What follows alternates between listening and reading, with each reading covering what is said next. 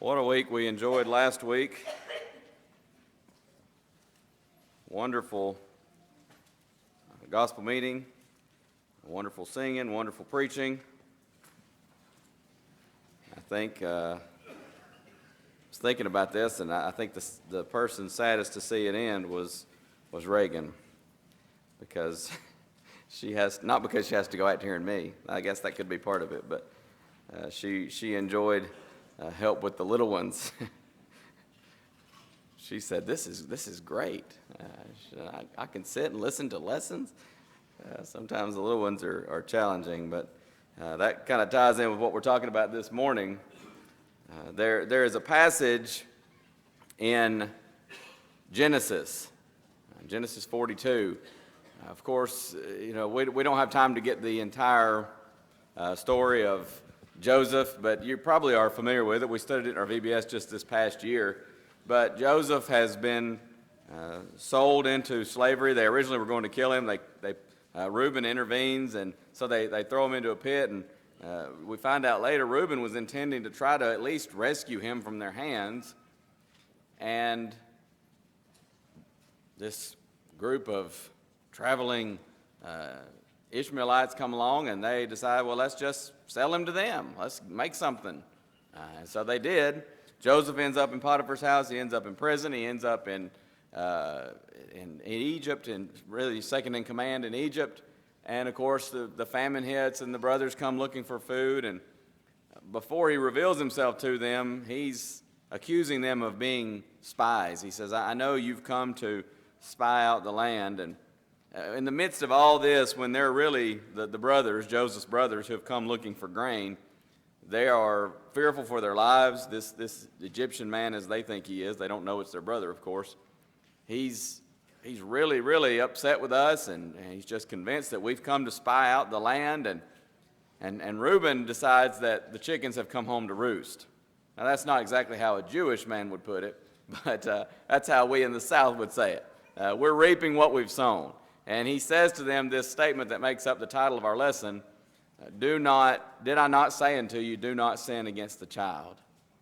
You didn't listen to me, and now we're reaping the consequences. So we're talking this morning about sinning against the child, or sinning against the children. That's kind of the background of that statement. Now, obviously, we're not studying the life of Joseph. We're using that as a springboard into what we're going to be talking about, because to this day, many times people sin against the children. Some of what we're going to say will apply to parents. Some of it might apply to grandparents or aunts, uncles, guardians. Some of it will apply to all of us, but I think there's something here for everyone. There are a lot of ways in which we sin against a child or sin against our children that we want to be careful. I was thinking about this because, well, several reasons. Tonight we're going to honor our Lads to Leaders participants, these precious children, and the hard work that they put in. We're going to be focusing some attention on them this evening, so the children were on my mind from that aspect.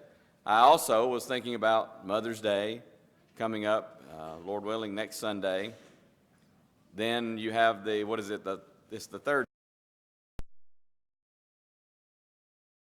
How often in Mother's Day sermons, and really Father's Day sermons as well, a lot of times we sort of brag on moms and dads, and here's some exhortation for us ahead of that. Not necessarily rebuke, but just some encouragement for us to make sure that we are thinking about those things. And I also was thinking about the fact that May is National Foster Care Awareness Month, and there are a lot of children in need of temporary homes and sometimes in need of permanent homes. And so a lot of this kind of coming together had me thinking about children.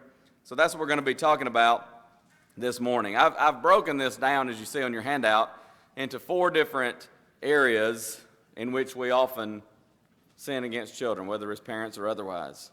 Sometimes it's by action. Sometimes it is by inaction, failure to act.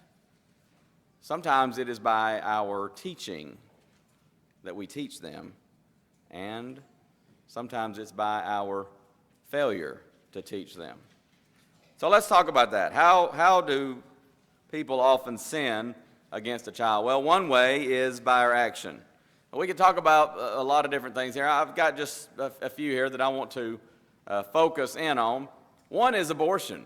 And this is not a sermon on abortion. I'm not going to spend a whole lot of time on it, but, Exodus 20:13 says, thou shalt not kill. Thou shalt do no murder, literally. Abortion is that. It is killing a child. And sometimes people get into this argument, well, it's not life. And, one of the best things that I've ever heard on that is, as far as to refute that, is just the old saying, if it's not a life, leave it alone.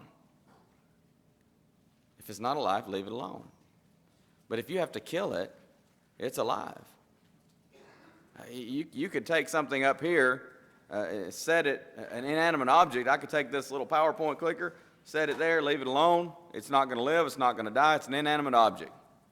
But you take a child in the womb, and you leave it alone, and all things being equal and normal, it grows, it develops, and it's born. It's alive. We understand that.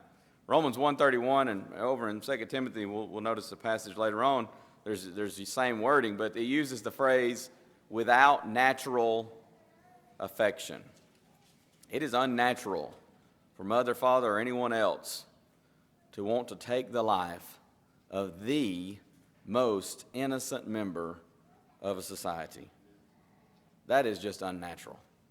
And one of the ways, God help us, that this country has sinned against children over and over since January or so of 1973 is through the ungodly, immoral, sinful practice of abortion. I just hope I live to see the day when it is outlawed again. We sin against the children many times through abortion, but there's another way we sin against children by our action. That is abuse. Again, the term from Romans 1:31 comes to mind, without natural affection. It's just not natural to abuse a child. Sometimes we see someone, maybe it's punching a child or beating on a child or something like that, and we say, what is wrong with you? That's not normal. Even if someone were prone to fight, not that that's a good thing, but we sometimes even use the expression, why don't you pick on someone your own size? Abuse is just not natural. And sadly, there are all kinds of different abuse. There's physical abuse. I think about sexual abuse.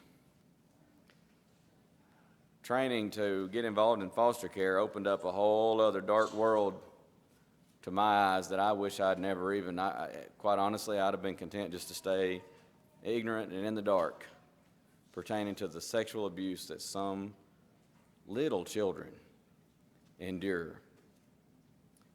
It is just disgusting. It is reviling. It's unnatural.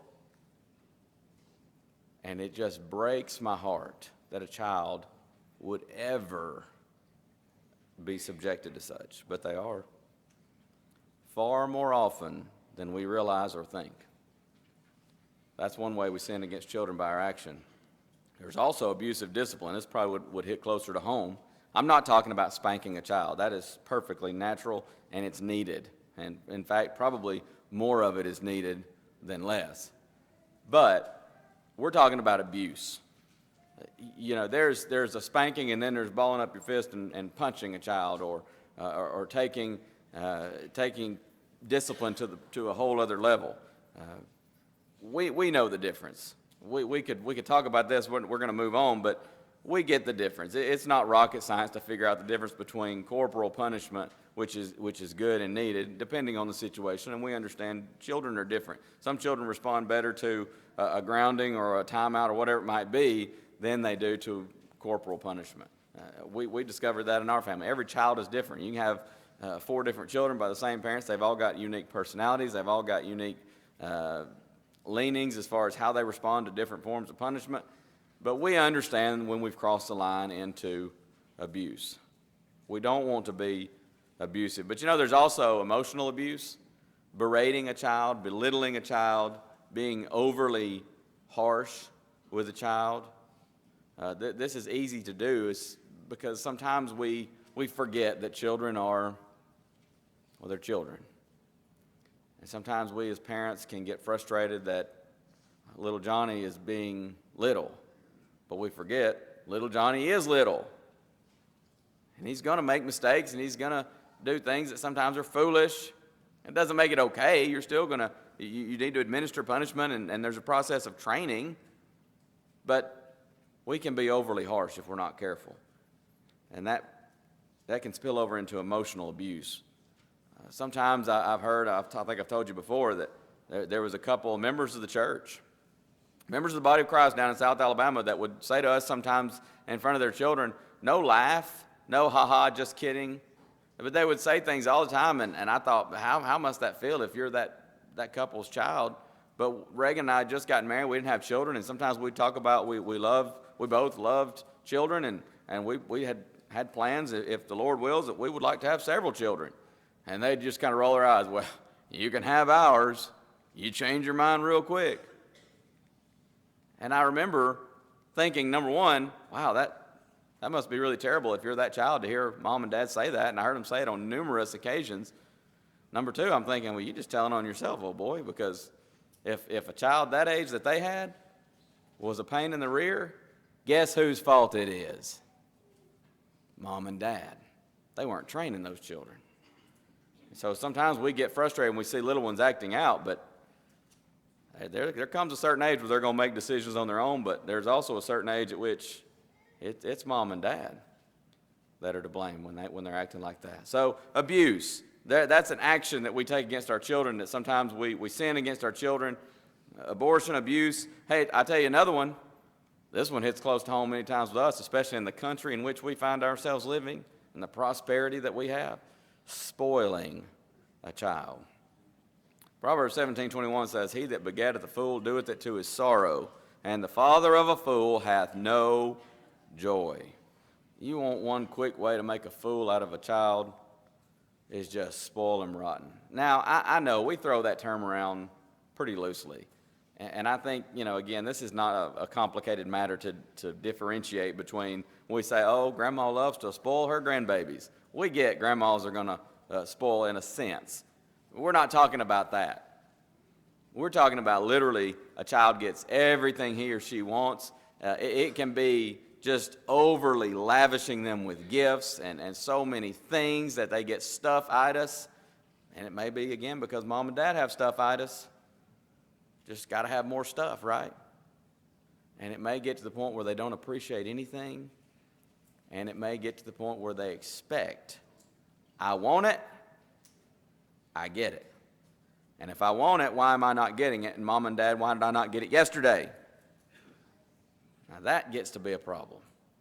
That's a spoiled, rotten child. We sometimes use the expression a spoiled brat. You're sinning against your child if you spoil them like that, because they're going to grow up, and that's going to have lasting effects in an adult in a child's life as he grows into an adult, and it may have eternal impact as well. Proverbs 30 verses 7 through 9. He makes the statement about middle part of verse 8. Give me neither poverty nor riches. Feed me. Deny thee and say, who is the Lord? Or lest I be poor and steal and take the name of my God in vain. He says, give me a balance, Lord. I don't want to be so spoiled rotten that I have so much, and I begin to think, boy, I'm doing pretty well for myself. And he begins to curse God. Who is the Lord? I don't need God. And isn't that what happens sometimes with folks? But he says, I also don't want to be poor and be tempted to steal and do things that I shouldn't in order just to obtain a meal. And so there's that balance. Don't just say to your children, well, no Christmas gifts this year because we're not going to spoil you. I'm not saying do that. I'm not saying don't ever give them anything. But understand we can spoil children, and that's sinning against them. Another way we sin against children is a bad example. Matthew 5:13 beginning, Jesus says, you're the salt of the earth, but if the salt have lost its savor, wherewith shall it be salted? It is thenceforth, and we focused on this Wednesday night of our meeting, it is thenceforth good for nothing, but to be cast out and to be trodden under foot of men. And he goes on, he says, you're the light of the world. A city that's set on a hill cannot be hid. Neither do men light a candle and put it under a bushel, but on a candlestick, and it gives light to all that are in the house. Let your light so shine before men that they may see your good works and glorify your Father which is in heaven. One of the ways that we sin against our children, and probably one of the most common, is by just a terrible example. You want to be a good father, a good mother to your children? Have a good marriage. Live a good life before them. Be a faithful Christian. In fact, really, Christianity is all we needed up there, because if you want to be a good husband, be a faithful Christian husband. Do you want to be a good wife? Be a faithful Christian wife. Do you want to be a good employee? Be a faithful Christian. Do you want to be a good boss? Be a faithful Christian. You see how Christianity changed the world and continues to change the world? So many times we fail to set that example before them that they need, and by our action we sin against our children. But we sometimes sin against children by our inaction. This is the flip side of action, our failure to act or inaction. One way is by neglect. Sometimes we sin against our children in neglect. Probably one of the more common ways is ignoring the child, failing to spend time with our children. Maybe we get so caught up with work, maybe we get so caught up with our hobbies, maybe we get so caught up in going a dozen different directions with other children or other members of the family or whatever it may be, and we just don't spend time together. You've heard me say it before, it's not original with me, but children spell love Time. In fact, if we as parents would spend more effort in spending time with our children instead of spending money on our children, don't you think our homes would probably be a lot better off? I'm not saying it's wrong to spend money on our children, but they need time more than anything. We need to spend time with our children. But another way in which we sin against our children by inaction would be failing to look after others in need. This is one where we can sin against children that may not be our own, may not even be related to us, and this is where May being National Foster Care Awareness Month, that made me think of this. Pure religion and undefiled before God and the Father is this, to visit the fatherless and the widows in their affliction, and to keep himself unspotted from the world, James 1:27. Foster Care Association meeting one time, someone asked, they went around the room with different families, different individuals telling why they got into foster care, how they got into foster care, and one of the things that I said when it came to us was, I said, it's the gospel. This is what the Lord wants his people to do. And God knows if his people don't do it, the devils will. And they're doing it. I could give you stories of foster parents that they don't need to be foster parents. But they've signed up for it. There are all kinds of examples. There are people steeped in denominational. There are same-sex couples signing up to be foster parents. I mean, folks, I know it's not PC. The research is there. The statistics don't lie. There's a recent, I don't know if it was a book or a speech that a lady went around delivering where she was raised in a home by same-sex parents. And she talks about how it has affected her in adulthood. Not in a good way, in a negative way. This is not a member of the church. This is not even, as far as I know, a professed Christian. This is someone just saying, I was really messed up by that. If God's people don't do it, the devils will. Somebody's going to step in and fill that void. And of course, sadly, you look at the statistics when you talk about foster care, and right now, there's a whole lot of nobodies stepping in to fill that void. And there's just a tremendous need. Deuteronomy 10:17-19, he talks about God being God of gods, Lord of lords. He executes judgment of the fatherless and widow, and loves the stranger in giving him food and raiment. Love ye therefore the stranger, for you were strangers in the land of Egypt. One of the things that encouraged me and my family to get into foster care as well was the idea that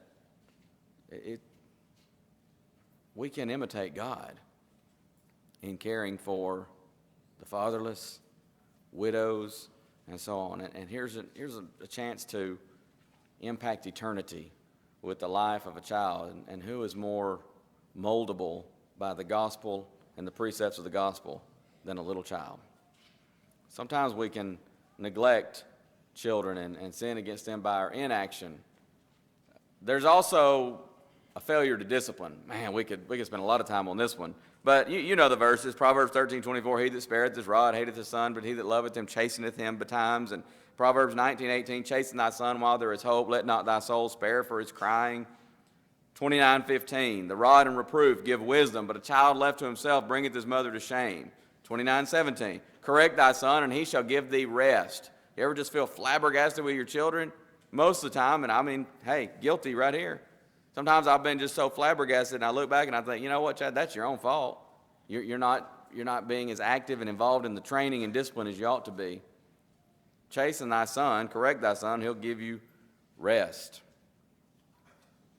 We noticed Proverbs 17:21 earlier. He that begetteth a fool doeth it to his sorrow. Now put that together. You might want to write a cross-reference in your Bible to Proverbs 22:15, because it says, foolishness is bound in the heart of a child. Foolishness is a lack of wisdom. Wisdom doesn't just happen like that, except with Solomon. Solomon asked for wisdom, and God gave it to him in a miraculous measure.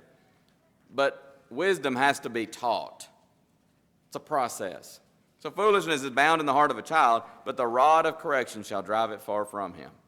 You want children to learn some wisdom, they've got to have some correction. Again, I'm not saying it always has to be corporal punishment, but they got to have correction.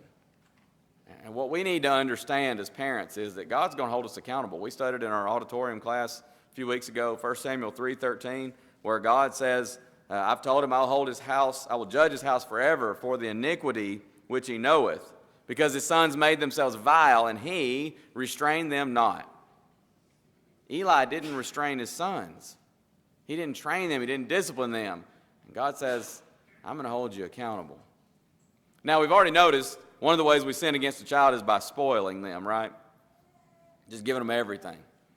Another way we sin against a child is by being overly harsh. And so I don't know if this expression is original with me, but I liked it. And I thought about this. Not too much honey, not too much vinegar. Sometimes you need a little bit of sweet, sometimes you need a little bit of sour. There's got to be some correction, some discipline sometimes, but don't go extreme with that. Sometimes during allergy season, I drink a mixture I try to find some local honey. And you mix honey with a little bit of apple cider vinegar, and it's really good for allergies. Helps you deal with all the allergies and sinus stuff that you get during that season. And man, if you get that drink just right, to me, I like it. It's like drinking a hot tea or something. But if you get too much vinegar, you take a sip of that, and it about just, you just shake. But if you get too much honey in it, it's just too sweet. You get it just right. Not too much honey, not too much vinegar. Another way we sin against our children, let's move on, is by our teaching. Very quickly here, we've covered some of this in other contexts, and we'll continue to cover it. We sin against our children when we teach them evolution. We teach them secular humanism. All I'm going to say on this, and I'm moving on. You teach your children, you allow your children to be taught that they came from animals, don't be too shocked when they start acting like animals. It's false.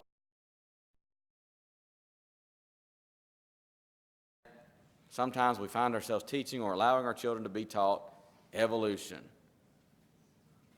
From nothing to something, as if that's where we came from. It's ridiculous. We're sinning against our children when we do so. Moral relativism. You teach your children moral relativism, either by your example or by allowing it to be taught or by teaching them that. There's a problem. Don't be teaching situation ethics. Teach them wrong is wrong and right is right. That's not to say that mom or dad don't ever mess up and do wrong. They do, and children need to understand that. Mom and dad are humans. And that's why you look to the Lord as your ultimate standard, not mom and dad or anybody else. But we need to make sure they understand morals are not relative. Right is right, wrong is wrong. Here's one of those where maybe we quit preaching and go to meddling, and it kind of ties in with something we've already talked about a little bit. But when we teach our children that the world revolves around them, listen to me carefully. If you teach your child, either implicitly or explicitly, that the world revolves around him or her, you're sinning against your child. They need to understand they're special because they're made in the image of God. They need to understand they're loved enough by God that he sent his only begotten Son to redeem them. But the world doesn't revolve around you or me or anyone else. The world revolves around, figuratively, revolves around Jehovah God. We're put here to glorify God, not to be served and have everybody just hand me everything that I want and to get my way and everything. Teach children to respect the elderly. Thou shalt rise up before the hoary head, the silver head, the gray hair, and honor the face of the old man, Leviticus 19:32. Oh, it breaks my heart. It frustrates me to see children disrespectful to an adult. Listen, I did it sometimes when I was a child. There were times when I disrespected an adult. And there were even times I got away with it. But there were times when I was in the earshot of mom or dad. Or one time, my dad had a pickup truck and he had a camper on the back of this pickup truck in the bed. And so I thought it was cute. One time I was going to lay down in the bed of the truck. She couldn't see me. This lady, they're just in the supermarket. They're going into Walmart or wherever to buy some groceries. I'm laying down in the bed of the truck. Ha ha, she can't see me. And I'm saying stuff to this lady who's got her window down being disrespectful. And when mom and dad came out with the groceries, the lady says, sir. And I hear, and all I could hear was some mumbling. And I thought, uh-oh, surely not. Oh, she did. She told him everything. And I got torn up. I'm 40 years old, and I still remember that. That's been probably close to 30 years ago. I still remember that. Because my mom and dad said, you don't disrespect anybody like that, but they said especially someone who is older. And they said, and you know what? One of the reasons they were so upset about it, they said, you have been taught better. Let's teach our children to respect the elderly. Whether that's here in the auditorium with elderly members of the church or whether that's outside of these four walls. They need to understand it. The world doesn't revolve around me. There are other people around me. I need to be thinking about other people. I need to be careful of other people. I need to be respectful to other people because the world doesn't revolve around me. And I need to teach them the glory of servanthood. Life's not all about you getting this and you getting that, or me getting this and me getting that.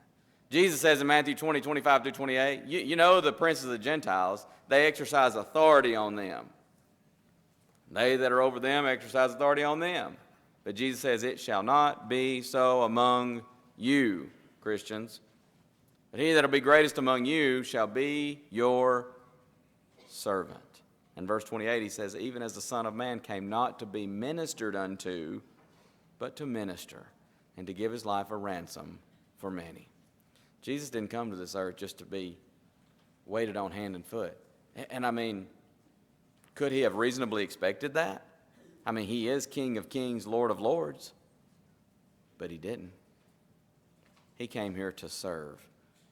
And what a great lesson to teach our children. That if you want to be great in the eyes of the Lord, don't have your hand out constantly asking for this, asking for that. Say, how can I serve others? Oh, in the world, it's, I'm the boss. I'm going to tell you what to do. And then, if you don't like that, you can go take it out on the ones that are under you. And if you don't have anybody under you, you can just go home and kick the cat. That's the way it is in the world. But Jesus says in the kingdom of Christ, you want to be happy? You want to be great? Be a servant. Oh, how the Lord's church needs servants. We need to teach our children. The world doesn't revolve around you. It revolves around Jesus Christ, the Son of God, and we need to be constantly looking for ways to serve him. And then finally, we sin against our children many times in our failure to teach. When we fail to teach them work ethic, what is it Paul said? If any man provide not for his own, especially those of his own household, he's denied the faith and is worse than an infidel. 1 Timothy 5:8. 2 Thessalonians 3:10, he says, if any man would not work, neither should he eat.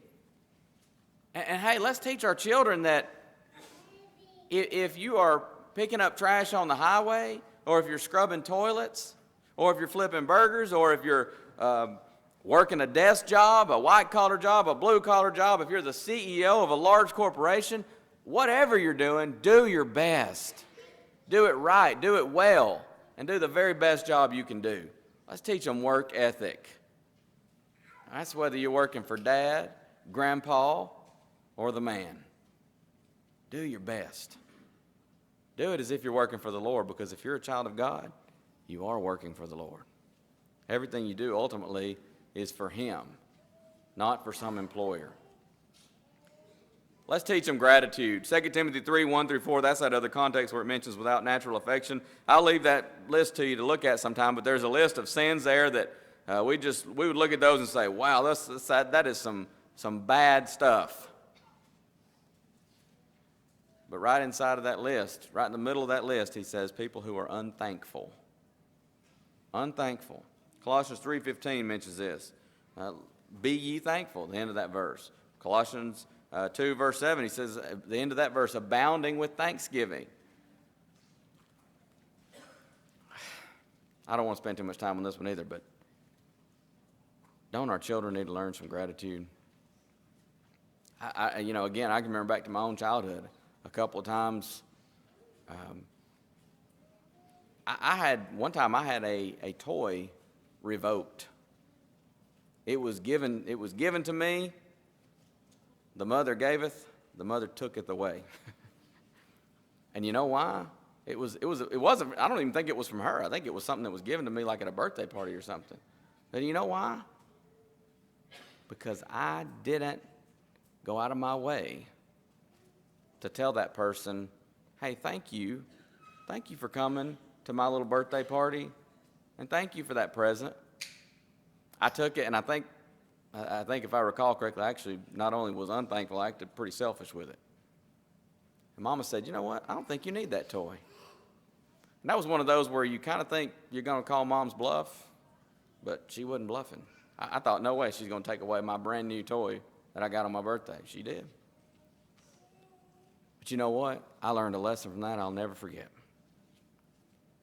Over and over again, I had it ground into my brain. You are to be thankful.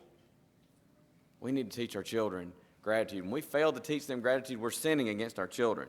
When we fail to teach them respect for authority, especially here, civil authority. Romans 13, 1 through 7, you know the context there. If not, go and look at that, and you'll see the idea there of respect for civil authority, submitting to the government, in as much as it doesn't require us to go against God, who has a higher law. We ought to obey God rather than men, Acts 5:29. When we fail to teach them morality, they need to learn that marriage is honorable and all, and the bed undefiled, but whoremongers and adulterers God will judge, Hebrews 13:4. They need to learn that when it comes to sexual activity, you wait until you're married. They need to learn God's laws of marriage, Matthew 19, 1 through 9, that when you say I do, that's for life. With one exception. When you're the innocent party and your mate has cheated on you. We need to teach them morality. When we fail to teach our children morality, I don't mean assuming the church is going to do it. I don't mean assuming someone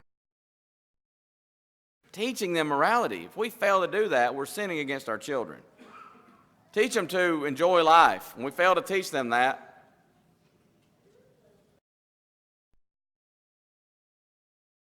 11:9. Rejoice, O man, in thy youth, and let thy heart cheer thee in the days of thy youth, and walk in the way.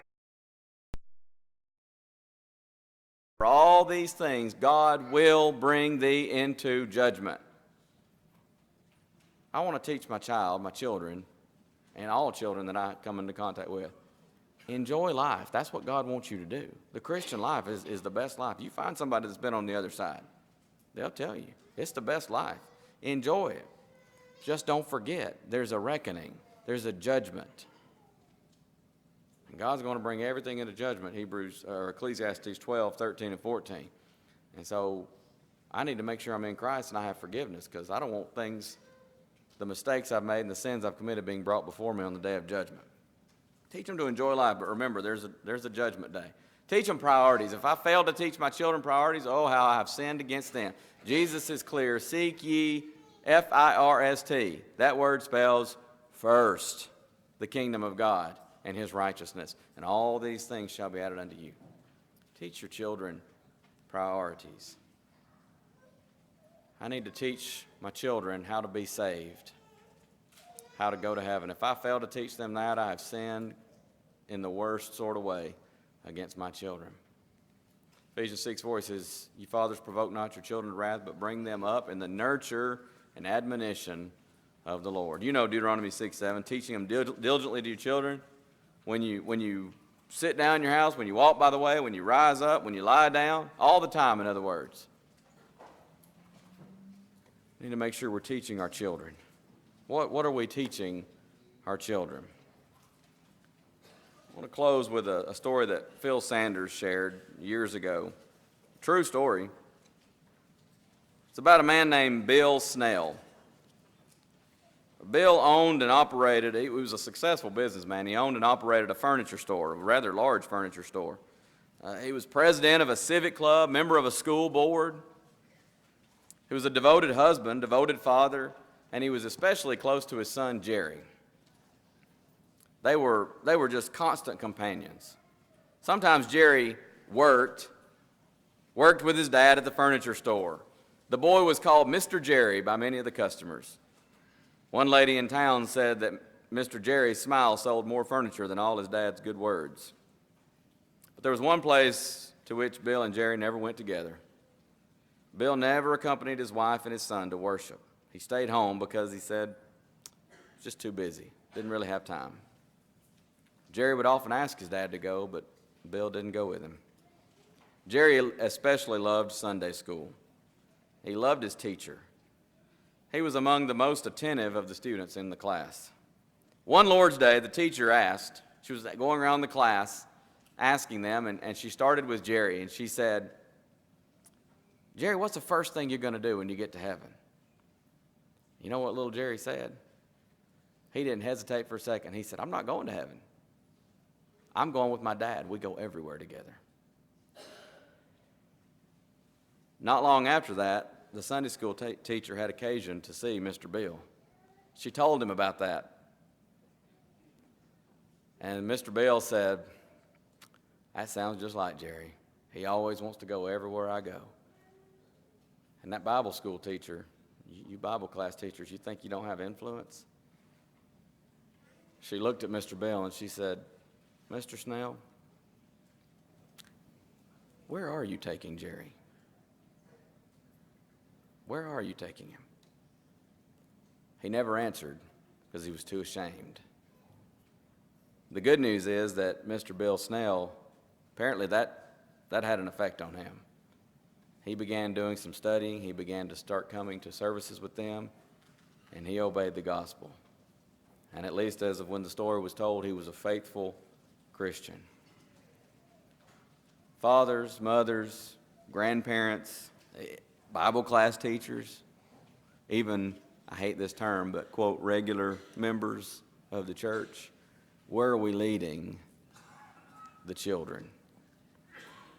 What a joy to know that after he obeyed the gospel, Bill and Jerry really could go everywhere together. Whatever you do concerning your own soul, don't sin against a child. But you know, we need to understand that I have a soul and you have a soul. And I'm going to stand before God and I'm going to answer in the judgment. It's appointed unto men once to die, and after this the judgment. Are you a Christian?